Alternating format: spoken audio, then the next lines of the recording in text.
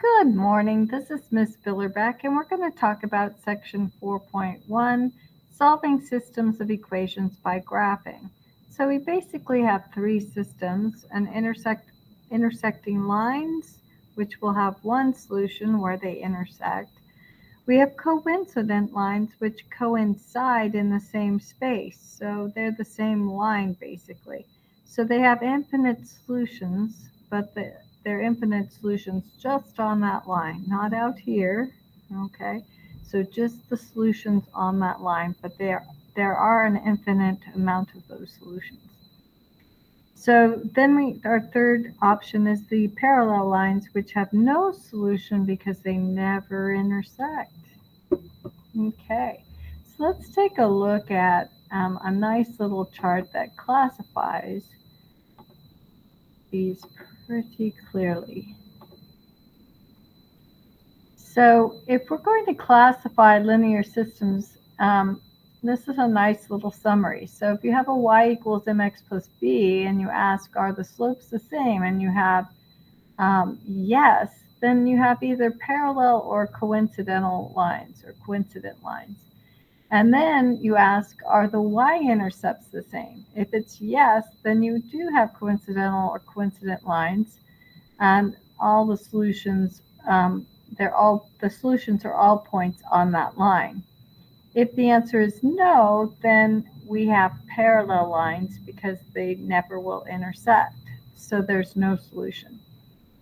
So then if we get back to this decision box and we say, are the slopes the same? No. Well, that's an easy one. Then if they're not the same, they're going to intersect and they're going to have one solution, and that's where they both meet. And so you would graph all these with y equals mx plus b. And then this just shows you the slope formula. All right, let's do some examples.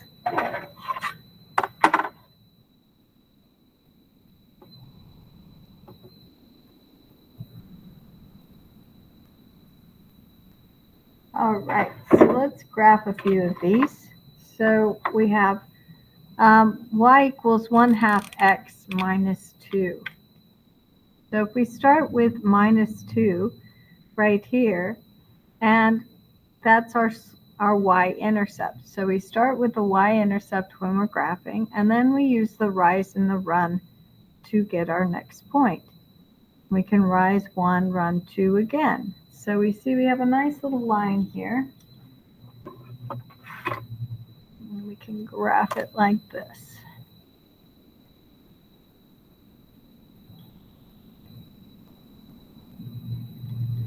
All right, so now let's take a look at this. I think I might need to, well, no, I think I'll be okay. Let's see how this works out. All right, so if I start with -7 as my y-intercept for the second line, I'm going to put a point here, but I'm going to rise 3, run 1. So I'm going to rise 1, 2, 3, run 1. 1, 2, 3, run. Oh, look at that. We found our intersecting point right there. Okay, so we're going to graph this line.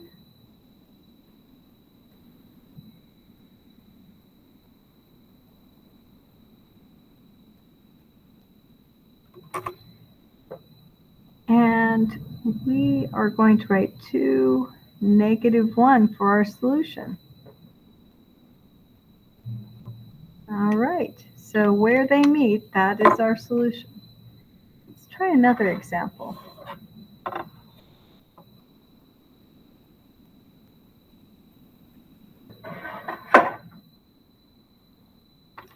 All right, this one we're going to start with a y-intercept at 10. So I guess I need to go one more number up here. So that's pretty high. So we're going to put our point right here at 10. And then we're going to rise 2. Whoops, we're off the chart. We can't rise 2. Boom. So we're going to rise -2, run -1. Rise -2, run -1. Okay, because if we go this way, we rise 2, run 1. Okay, so you can just do reverse, negative, negative, to get a positive slope. So let's go ahead and graph that.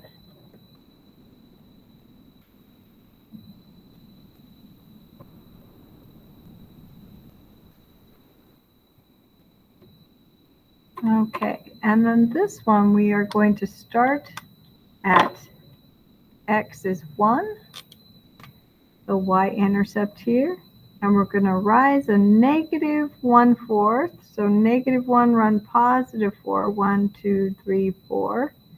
Or we can run positive 1, negative 4, 1, 2, 3, 4. And I bet that's where it was supposed to hit. Yes, my line got a little off.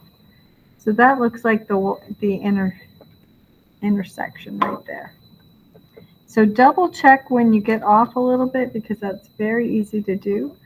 But if you see, I should have gone right through there. So rise -2, run -1, rise -2, run -1. So I should have been right there. And it should have gone right here. But see how you can get off if you start way up high there?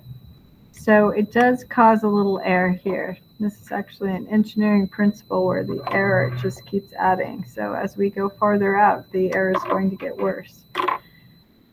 Okay, where the line is way off as we move farther negative. All right, so there we have it. We have our intersection here, then is going to be at -4, +2.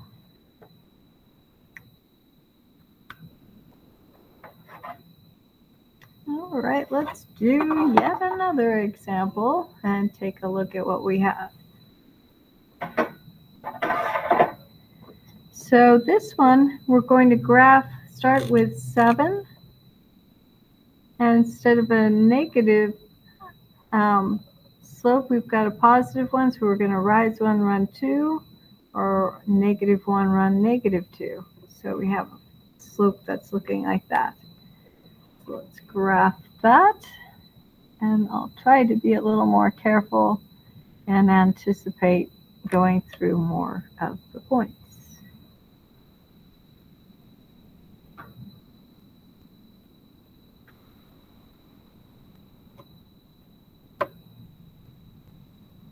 Okay, then I am going to do a little chart on this one. Okay, so when we have the standard form, doing a little chart is helpful. So we have an x and a y. So what we want to do is we want to zero the x, and when we zero the x, the y would have to be -12 over 8, which is not a nice point. So that would give us -3/2. Okay, but we'll put it in there because that can help us check. Okay, when we put y is 0, that's a lot easier. X ends up 3. Okay, so that gives us a point. So we're going to need another point. So how about if x is 1, so I have 4, then that needs to be a -1 for that to be a +8. Okay, so I've got a few points. I don't like using the fractions, as you probably will know. So let's go ahead and plot these points. So we're at x is 3, 0, and x is 1, -1. All right, and if this is true, when x is 0, we should be right here at -3/2. And it does look like that's where we're heading. So that's a good verification that we have the same line. So now let's carefully draw this. Oh, look at that. Do we have any solutions? We do not. This is no solutions, no solution, and we have parallel lines.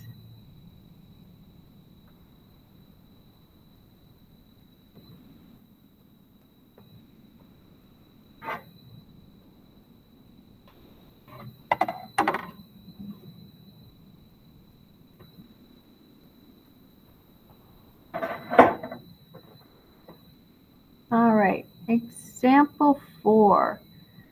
Find the solution of 3x plus 2y equals 9. So let's go ahead and make a chart. We can also move that into y equals mx plus b, but let's just make a chart. Okay, so x, y. So when x is 3, y is 0. So that's an easy one. 3 times 3 is 9. Y is 0. When y is 3, 2 times 3 is 6, then x would be 1. So I've got 2 points. I should probably get one more just to make sure. So if we make this a multiple of 3, it makes it easy to deal with this one. So if we make this 12, so let's make that y is 6, and then let's make this x negative 1. So negative 3 plus 12 is 9. All right, so this one we could probably move this one around into the slope-intercept form. So we would rearrange this by multiplying both sides by a reciprocal.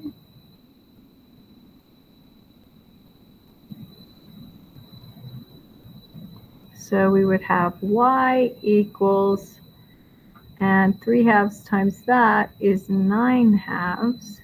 Not a very nice y-intercept, minus 3/2 x, otherwise known as y equals negative 3/2 x plus 9/2.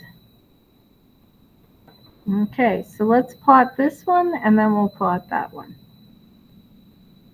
Okay, so this first one we have at when x is 3, y is 0. Then when x is 1, y is 3. And when x is negative 1, y is 6.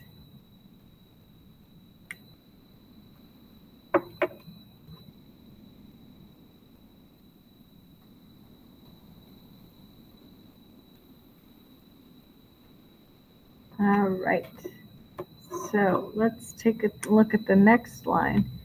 That one is not a walk in the park, is it? So we see we have a y-intercept at 9/2.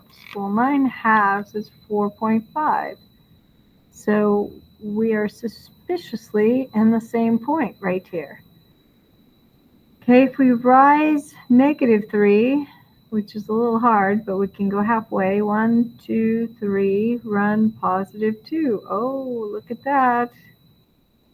Okay, if we rise negative 3, 1, 2, 3, and run positive, oops, we've got the same line. Okay, so we have coincident lines or coincidental lines. They coincide in the same space and they have infinite solutions on the line.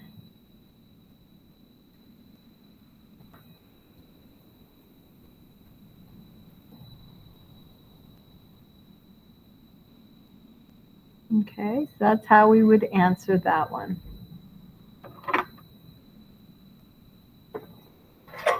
All right, so we've looked at graphing the different types. Now let's take a look at the use of technology. Okay, and a real world problem.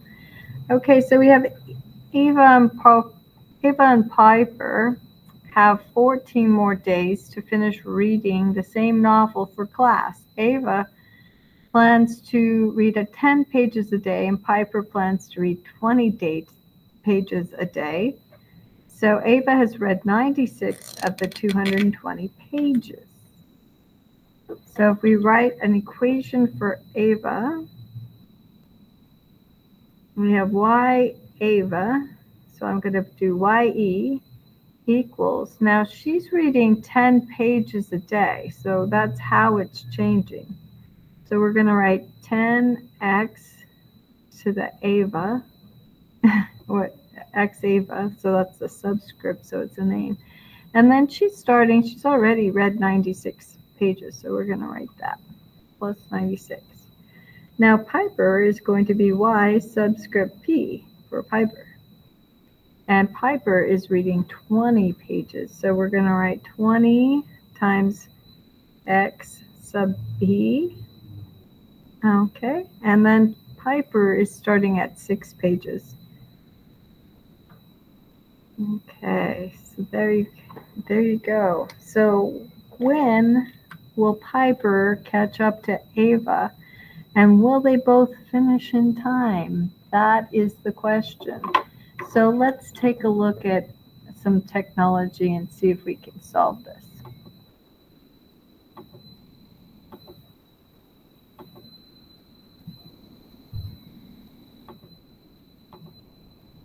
All right, you can see I put in the y equals 10x plus 96, which is Ava's reading, and Piper's reading is y equals 20x plus 6. So after going all the way, scanning the lines, I found the intersection here of 9, 186. So what this means is after 9 days, 9 new days, they both have read 186 pages. So that's when they finally catch up. All right, so the blue line is Piper, the red line's Ava. So since Piper's reading 20 pages a day, at this point, she's going to be reading more pages than Ava. So now let's go to the goal, is they have to read the 220 pages in 14 more days. So can they do it? So we just tap on 220 right here. And it looks like Ava's going to finish in 12 and a half, around 12 and a fourth, well, 12 and 2/5 days, if we want to be very specific. And it looks like Piper's going to finish in 10 and it's about 10 and 3/4 days, a little less than 10 and 3/4. So they will finish on time, and that's what I would expect for Ava and Piper. All right, the next example, they just want you to use technology. So go to Desmos and type in these two equations. And then you can just tap on these points here. So you just come in and you tap, and look at that. It gives you the intersection. So you can see that sometimes these are very messy points for intersections. So Desmos is very useful especially when it's not an integer for the intersection. All right, so that's it for this section 4.1, solving systems of equations by graphing. So I hope you had a wonderful time revisiting graphing, and have a wonderful day. Bye-bye.